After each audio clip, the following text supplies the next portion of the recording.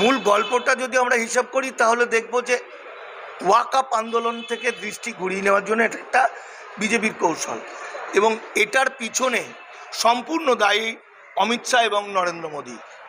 এরা দুজনের একটি পরিকল্পনা।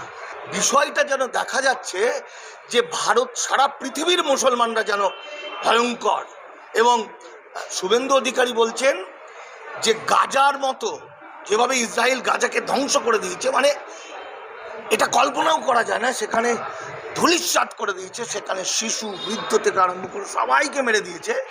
একই পদ্ধতিতে নাকি বাঙালিদের বা একই পদ্ধতিতে ভারতবর্ষের মুসলমানদের মেরে দিতে হবে।